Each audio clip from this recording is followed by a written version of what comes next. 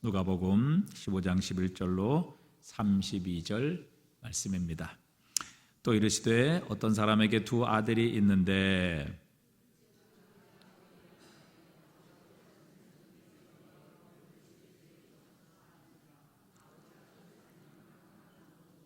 그 후 며칠이 안 되어 둘째 아들이 재물을 다 모아가지고 먼 나라에 가 거기서 허랑방탕하여 그 재산을 낭비하더니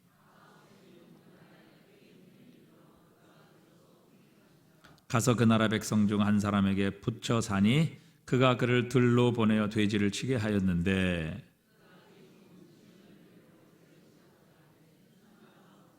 이에 스스로 들이켜 이르되 내 아버지에게는 양식이 풍족한 품꾼이 얼마나 많은가 나는 여기서 줄여 죽는구나.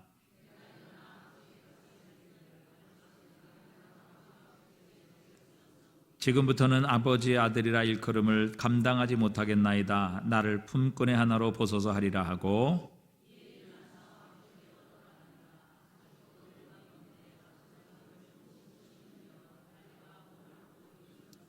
아들이 이르되 아버지 내가 하늘과 아버지께 죄를 지었사오니 지금부터는 아버지의 아들이라 일컬음을 감당하지 못하겠나이다 하나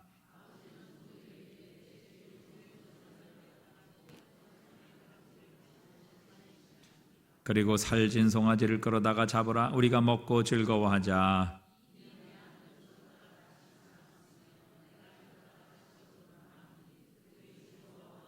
맏아들은 밭에 있다가 돌아와 집에 가까이 왔을 때에 풍악과 춤추는 소리를 듣고 대답하되 당신의 동생이 돌아왔음에 당신의 아버지가 건강한 그를 다시 맞아들이게 됨으로 인하여 살진 송아지를 잡았나이다 하니 아버지께 대답하여 이르되 내가 여러 해 아버지를 섬겨 명을 어김이 없거늘 내게는 염소 새끼라도 주어 나와 내 벗으로 즐기게 하신 일이 없더니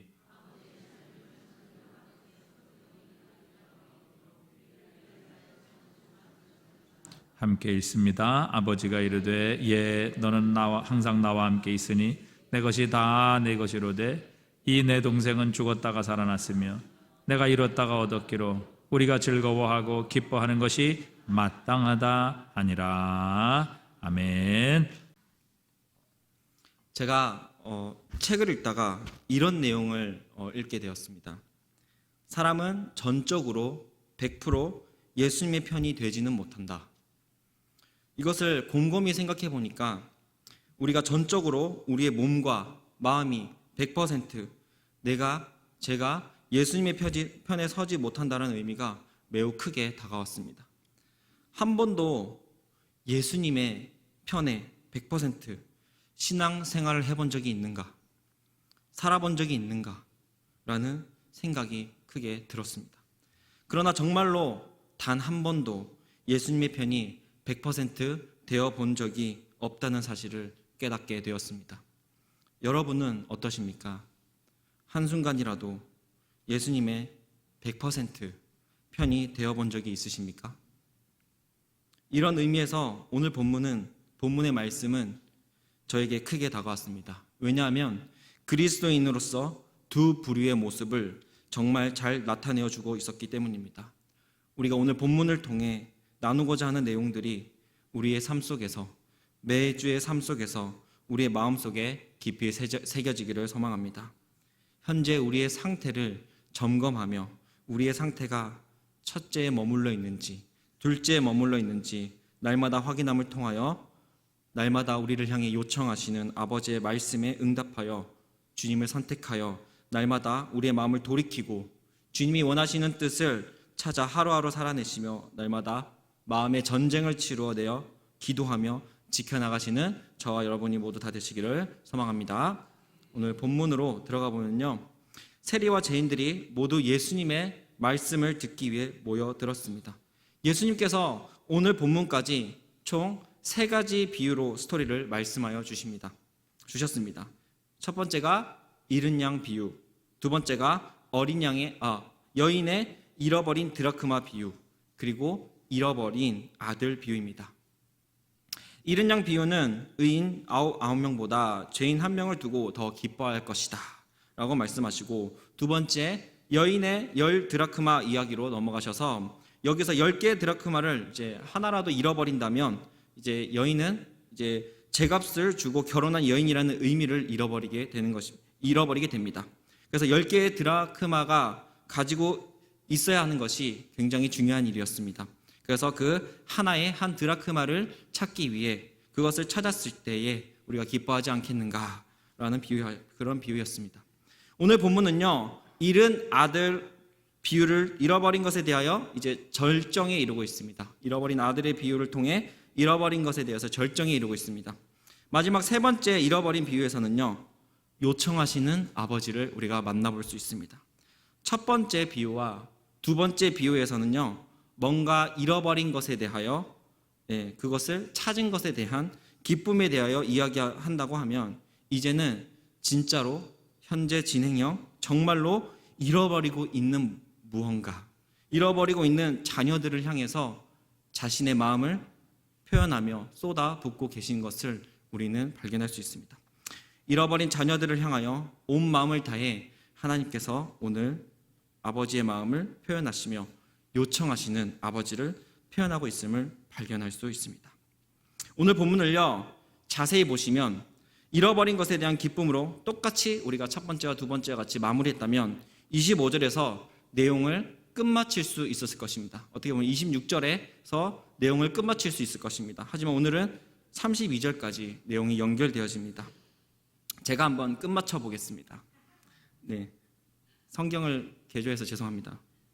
큰아들이 들에 나가 있을 때, 그가 집 가까이였을 때 음악과 큰 소리가 들렸을 때 동생이 찾아온 줄 알고 힘차게 달려가 함께 기뻐하며 잔치에 참여하였다.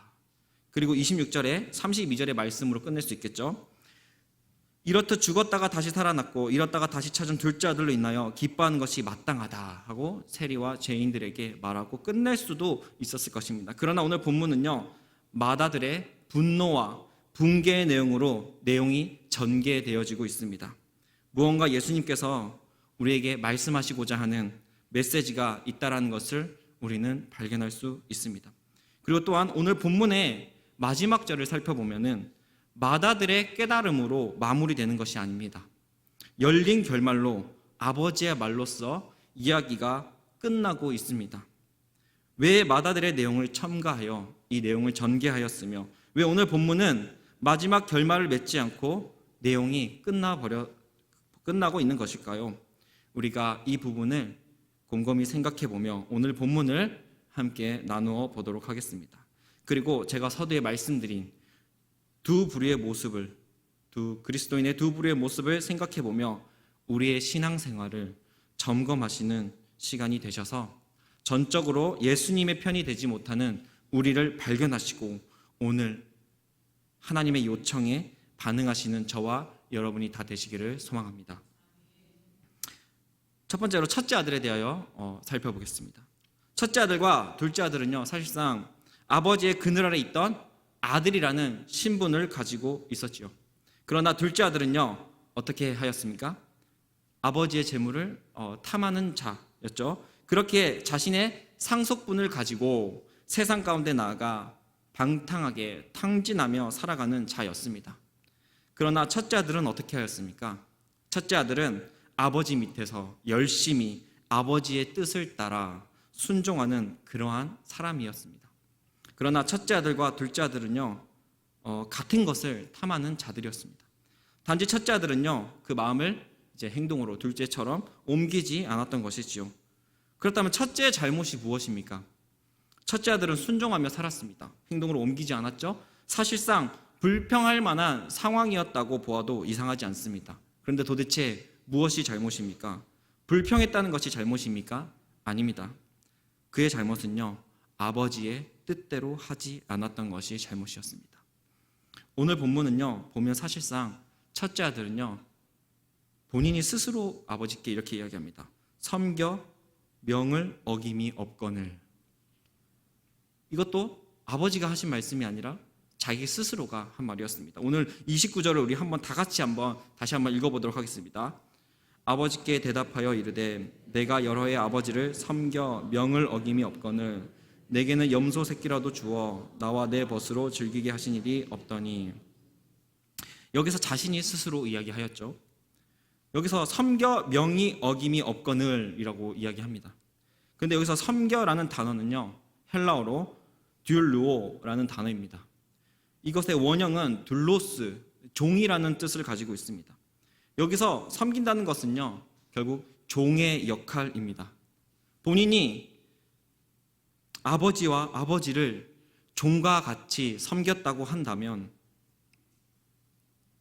그러나 이것이 만약에 정말 자기가 종과 같이 섬겨왔다고 한다면 그러한 반응은 사실상 볼 수 없는 것이었습니다. 그가 지금까지 종처럼 섬겨왔다고 한다면 이렇게 받아들여야죠.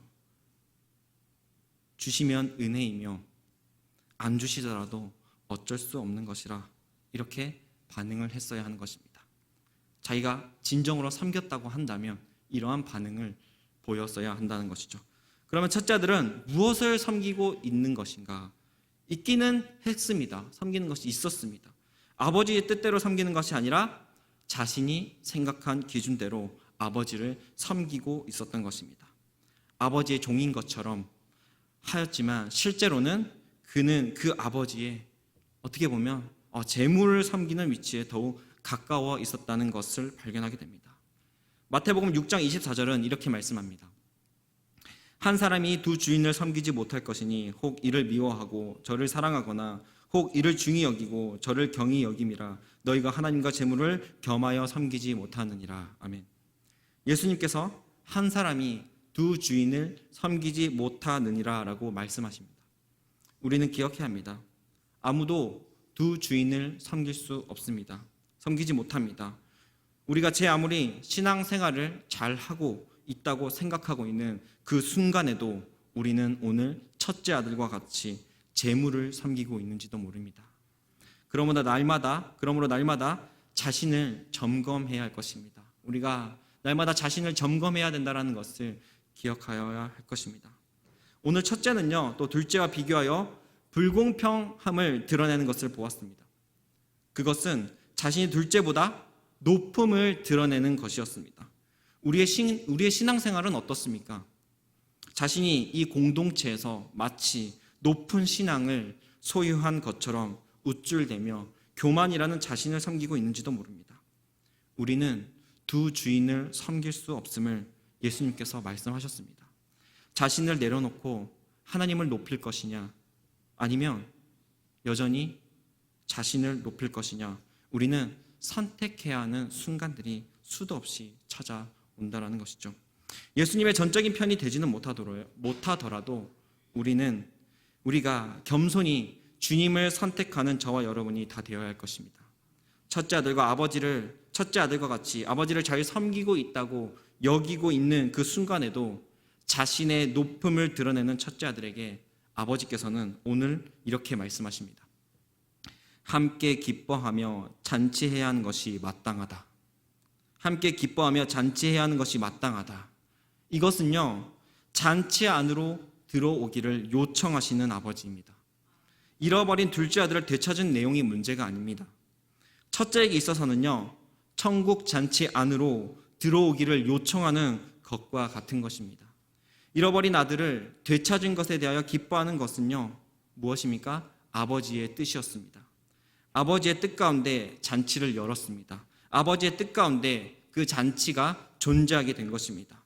그러므로 첫째에게도 아버지의 뜻 가운데 열린 잔치에 너도 들어오지 않겠느냐 하고 요청하고 계신 아버지의 마음을 오늘 본문에서는요, 기뻐하는 것이 마땅하다라는 말로 표현하고 있는 것입니다.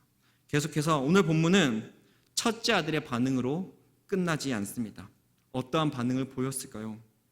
읽다가 보니 매우 궁금해지는 순간입니다. 결말이 어떻게 되었을까? 첫째 아들은 도대체 어떻게 되었을까? 그 잔치 안에 들어가서 같이 잔치를 즐겼을까? 너무나도 내용이 궁금합니다. 더 이상 적혀 있지 않아서 내용이 궁금합니다. 근데 그것을 묵상하는 그 순간에 깨닫게 되었습니다. 하나님께서는 이 시대를 살아가는 우리에게 요청하고 계시다라는 것을요. 우리는 하나님 아버지의 요청에 어떻게 반응하시겠습니까? 우리는 어떻게 반응할 것인가? 하나님께서 이러한 메시지를 우리에게 지금 이 순간에 이 말씀을 통해 던지고 계신 것입니다. 날마다 우리에게는 이렇게 물으셨습니다. 날마다 하나님께서 말씀을 통해 이렇게 물으셨습니다. 즐거워하고 기뻐하는 것이 마땅할진데 너희도 동참하겠느냐? 너희 원수를 너희가 용서함으로 잔치에 동참하겠느냐? 너희의 신앙생활을 더욱 겸손함으로 섬김으로 잔치에 동참하겠느냐? 하나님의 말씀의 지혜가 넘치는 그 말씀의 삶으로 동참하여 잔치에 참여하겠느냐? 예수님께서 가르쳐 주신 그 사랑으로, 그런 삶으로 잔치에 너희들이 동참하겠느냐? 지금 이 순간 오늘 우리를 향해 아버지께서 요청하고 계신 것입니다. 사랑하는 성도 여러분, 여러분은 어떻게 하시겠습니까? 아버지의 요청에 어떻게 응답하시겠습니까? 여러분은 첫째 아들의 열린 결말이 어떻게 마무리되었으면 좋겠습니까? 아버지의 말이 마땅치 않아서 박차고 일어나 재산을 가지고 어리석게도 잘못된 판단으로 아버지의 뜻을 헤아리지 못하고 둘째처럼 뛰어나가시겠습니까? 첫째는 이렇게 생각했을 것입니다. 만약에 뛰어나갔다면 어차피 돌아오면 받아줄 테니까. 어리석은 생각이죠. 우리가 날마다 아버지의 말씀 가운데 겸손하게 응답하며 살아가길 소망합니다. 날마다 주님께서 우리에게 동참하기를, 잔치 안으로 들어오기를 원하실 때, 요청하실 때에 우리가 그 속에 동참하여 신앙생활하시는 저와 여러분이 다 되시기를 소망합니다. 두 번째로 두 부류의 신앙생활 중 한 부류는 둘째 아들의 모습일 것입니다. 그는 아버지와 멀어져서 그곳에서 얽매여 살기를 거부하였습니다. 그러니까 아버지와 멀어져서 얽매여 살기를 거부한 사람이었습니다. 둘째는 아버지의 재산을 요청하고 그것을 받아서 그 재산을 모두 챙겨가지고 먼 나라로 떠나게 됩니다. 그리고 그는 방탕하게 살면서 그 재산을 낭비하는 모습을 오늘 본문 13절에서 기록하고 있습니다. 아버지와 멀어지고 그는 아버지 아래서 얽매여 살기를 거부한 것이죠. 오늘 본문을 보니까 아마도 아버지 아래에 있을 때는 그 방탕한 생활 그리고 탕진하는 생활을 하지 못했던 것 같습니다. 요즘 드라마에서 나오는 재벌 2세처럼 그 차도 사고 백도 사고 똥 채널 이런 걸 사고 방탕하게 그렇게 살지는 못했던 것 같습니다.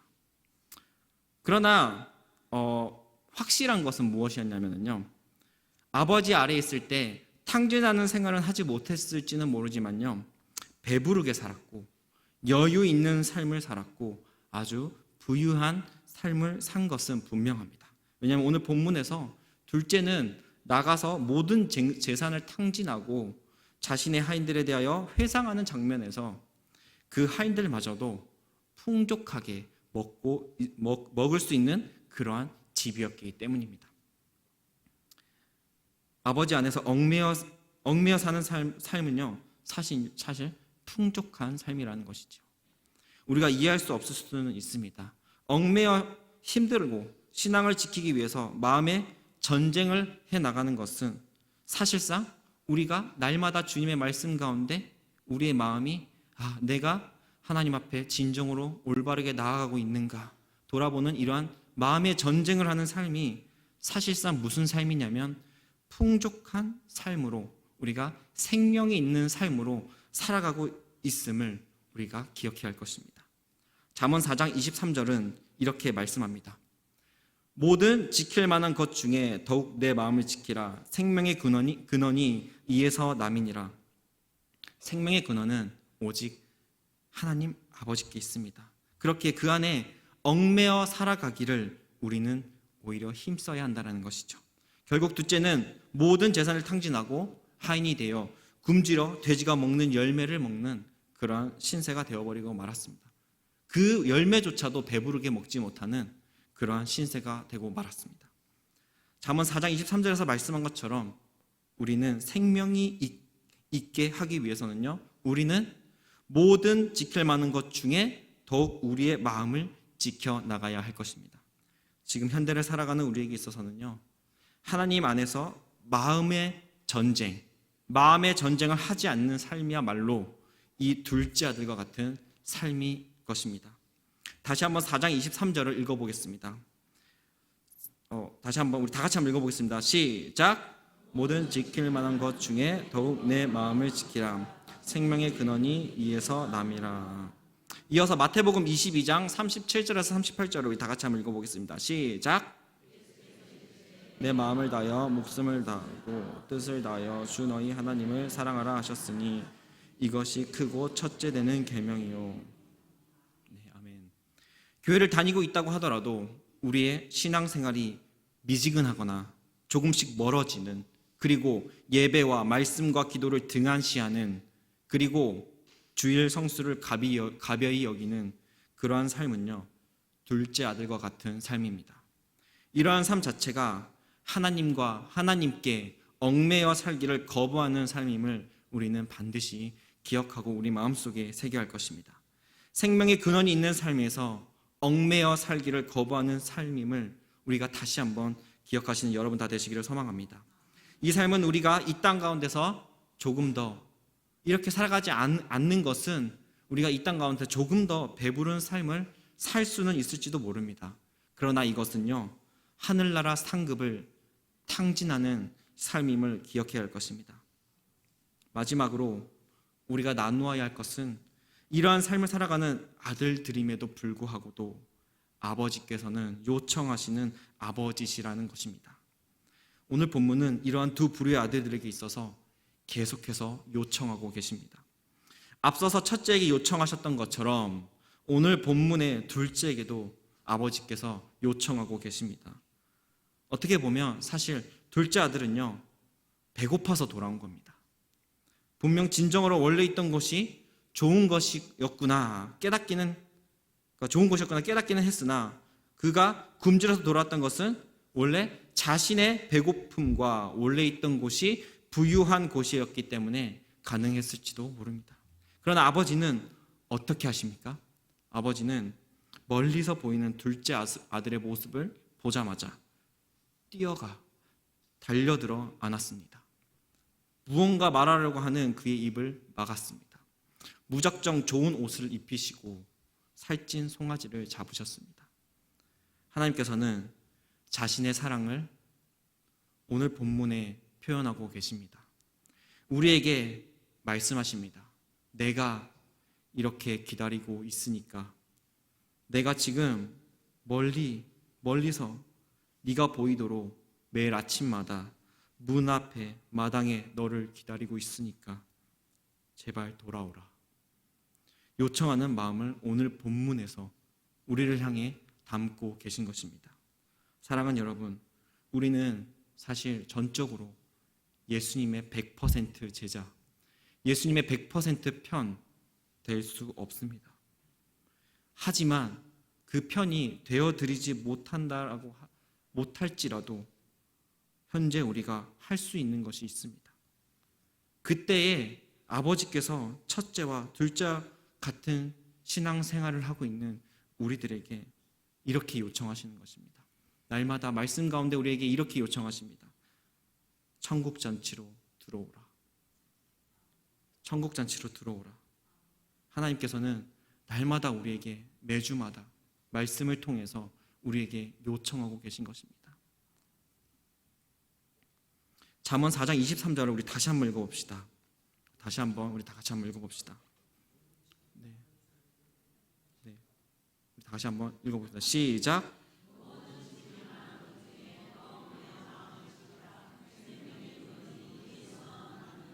네.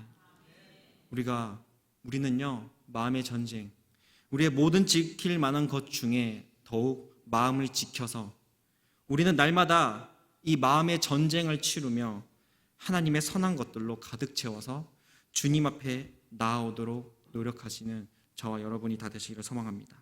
말씀을 맺겠습니다. 첫째 아들처럼 하나님을 잘 믿고 있다고 생각하는 순간에도요, 여전히 자기 사랑에 빠져 있는 신앙생활을 하고 있지는 않은지, 둘째처럼 교회는 다니고 있으나 미지근하고 하늘나라의 상급을 탕진하는 가벼운 마음으로 다니는 가벼운 삶으로 마음의 전쟁이 없는 삶, 고민이 없는 삶으로 살아가고 있지는 않은지 돌아보는 삶으로 살아내기를 소망합니다. 여러분, 아버지께서는요, 우리를 반드시 이끌어내시는 분이십니다. 선택받은 백성을 구원해내시는 아버지십니다. 매 순간마다 우리가 전적으로 100% 예수님의 편이 되지 못하더라도 첫째와 둘째 아들에게 날마다 요청하셨던 것처럼 우리에게 요청하시며 초청하실 때, 그때 저와 여러분 모두 주님을 선택하시는 저와 여러분이 다 되시기를 소망합니다.